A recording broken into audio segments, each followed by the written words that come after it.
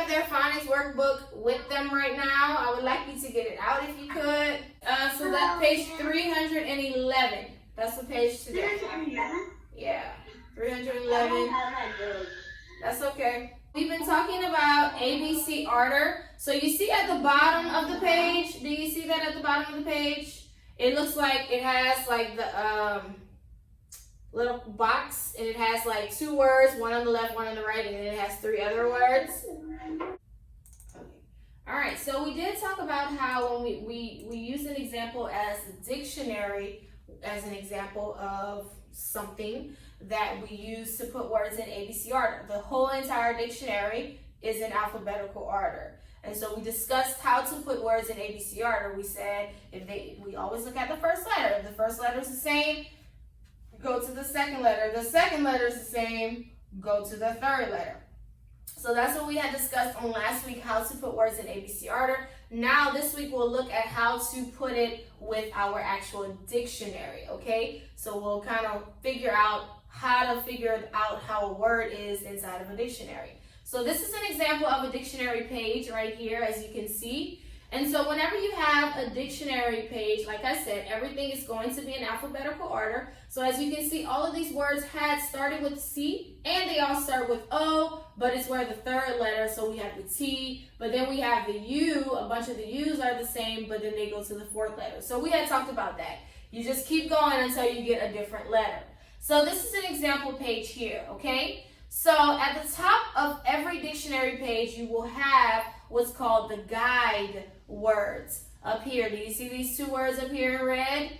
These are what's called the guide words. These words tell us what the first word on the page is and what the last word on the page is. So cottontail was the first word on this page, and coupon is the last word on this page.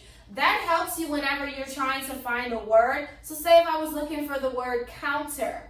Of course, when I run across cottontail and coupon, I know that counter has to fall somewhere in between, because counter is C-O-U-N and then coupon is C-O-U. So I know that counter will be somewhere on this page. So that's what it is. And as you in 3rd grade, you kind of work more in the dictionary. You actually start to learn how to read it and find words inside of a dictionary. So I'm just introducing it to you this year, but that's how it works. So these guide words at the top help you to figure out where the word you're looking for, what page it would be on. So if I'm looking for the word cat, would it be on this page? Look at the 2 words at the top. Would cat be on this page? Cat. It can't be on this page. Why? Because we have C-O and C-O. C-A was way before that. So that's why you have those guide words. So whatever word you're looking for, that's why it's important to know how to spell words, because you can go through the dictionary and you can say, okay, I know it's not going to be on this page because I'm looking for a C-A and this is a C-O. So you already know. So that's what those guide words help you to do. So what you have to do inside of your book is on the bottom. So we're going to look at that bottom part of your page. Okay, so it says, define the word that would be on the dictionary page between the 2 guide words. So on the first one, it says powerful and preach. So we have a P-O and a P-R, okay? So you have to figure out of those 3 words, which one would be on that page. So hold it up higher, Cadence, for me. So we have, put it closer, we have P-R, P-O-W, powerful and preach. So we have the word print, pick it up, practice, and potato. So let's start to eliminate words that we know would not be on that page, okay? So we're starting with P-O, and we're ending with P-R. So do any of the words not have a P-O or a P-R in the word? Now, let's look at the one that has a P-O. So we are on P-O-W, and potato has P-O-T. Could potato be on that page? Listen, we're starting with P-O-W. Would P-O-T be before P-O-W, or is it going to go after P-O-W? Before. It has to go before. So could potato be on that page? No. Nope. So X out potato. That cannot be on that page. This is funny, I don't. Okay. So we have the next 2 words, which are print and and practice. So now we're going to figure out. So we know that we have P-R-E. P-R-E will be our last word on this page. So we have a P-R-I in print and P-R-A in practice. Which one of these cannot be on that page because that letter would come after E? So P-R-E is the last letter. So we have P-R-I and P-R-A. Which one of those two could not be on this page because it will come after? P-R-I. P-R-I, print. So X out print. So that means practice is the one that is on this page because it will fall between P-O-W and P-R-E. So we have our two guide words, which are instrument and interrogative, okay? So we want to figure out which one of these could go in between these words, meaning it will be on the same page. Your guide words tell you what word you're starting with on that page and what word you're finishing with. So we have I-N-S and I-N-T.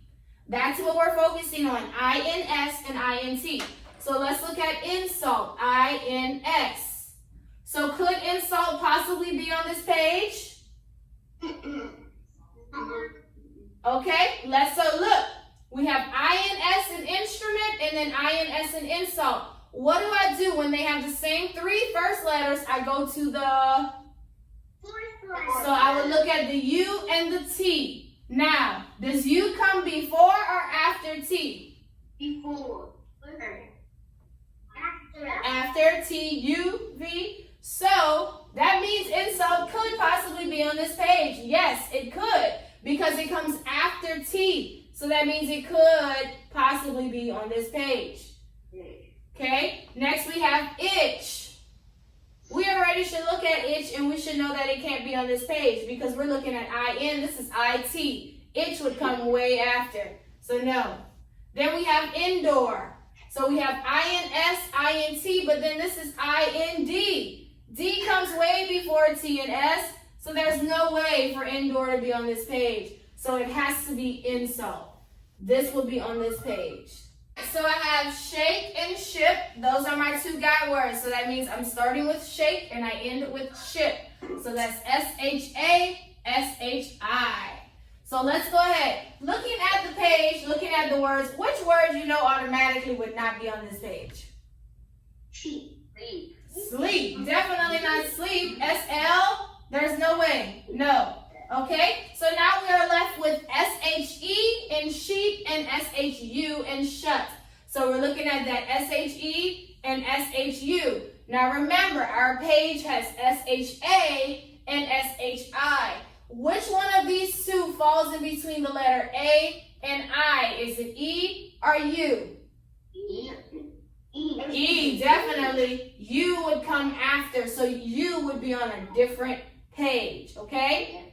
So sheep, that's the only one that could fit with these words. Okay, one more. And we'll practice some more tomorrow, so. Okay. So you do have it in your book, but we'll practice some more tomorrow.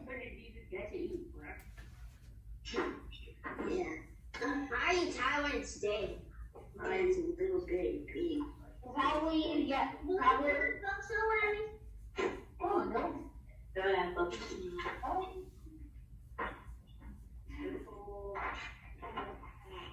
All right, so here we go. All right, so we have bug and scent. Those are our two guide words, okay? So I have circle, bus, and chip. I need to figure out which one of these would fall in between bug and scent. So I have BU and CE. So let's look at circle. Would circle be on this page? CI. No. It can't be because the page finishes with CE. So CI can't be on this page. What about bus and chip? Which one would make more sense to be on this page? Bus. Bus, B-U. C-H, that's not even on this page. So it can't be chip, it has to be bus. Okay? So that's what you do. You pay attention to your guide words at the top. Pay attention to the letters, and then also look at the letters inside the words that they gave you an example. You have to make sure to figure out if the letters come before or after. If the letter comes before, then that means it can't be on the page. If the letters come way after, that means it can't be on the page. It has to be letters that will fall in between these two. Okay? So we'll practice again some more on tomorrow.